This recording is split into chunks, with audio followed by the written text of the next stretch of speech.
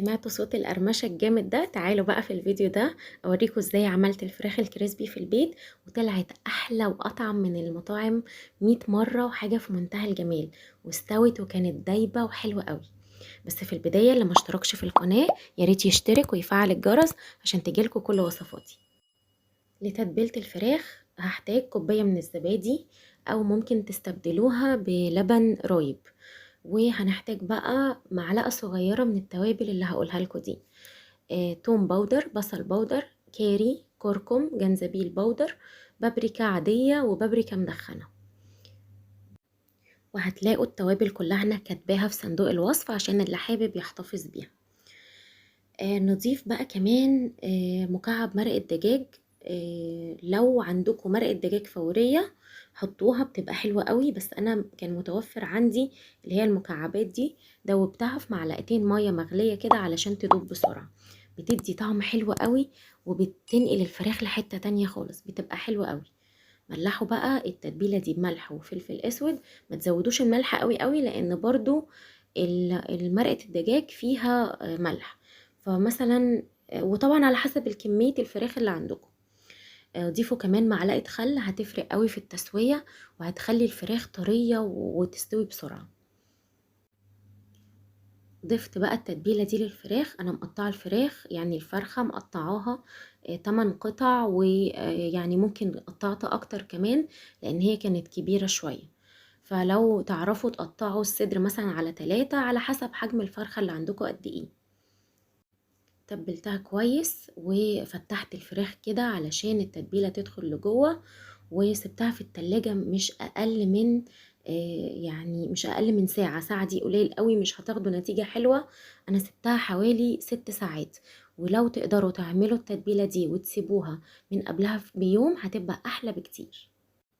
وكمان كل ما تقعد في التتبيلة هتستوي معاكم أسرع، لأن الخل هيفتت الأنسجة اللي فيها ويخليها تستوي بسرعة.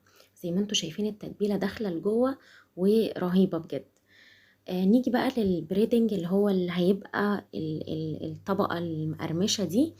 هحتاج دقيق، كمية دقيق حلوة كده، وتبلوها بملح وفلفل اسود، وحط لها معلقتين كبار من النشا عشان تدي معاكم قرمشة حلوة.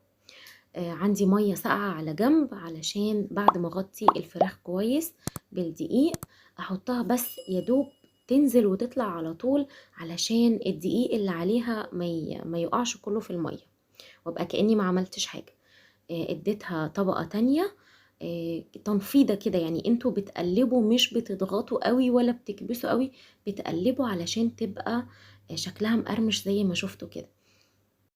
وقلبوها في الدقيق كويس قوي لحد لما تتأكدوا ان هي اتغطت تماما، ويعني خلاص ما بقاش فيها حاجة كده مش واصل لها دقيق. طلعوها بقى من البريدنج وقلوها في زيت يكون عميق. انا استخدمت حلة صغيرة برضو عشان ما استخدمش زيت كتير وتبقى الفراخ غطسة كلها في الزيت، بس برضو ما كانتش، يعني هو يفضل تبقى كلها مغمورة بالزيت. حطوها على نار عالية، يكون الزيت حرارته عالية. وبعد كده هدوا النار شوية علشان تستوي لان الفراخ نية. وقبل ما تطلعوها بدقيقة علوا النار برضو علشان ما تبقاش شاربة زيت وتبقى مقرمشة معاكم. طلعوا بقى الفراخ على شبكة او على مصفى علشان تصفي الزيت اللي فيها وما تبقاش الفراخ مزيتة قوي في الطبق. وبس كده خلاص. اسمعوا بقى صوت القرمشة الجميل ده.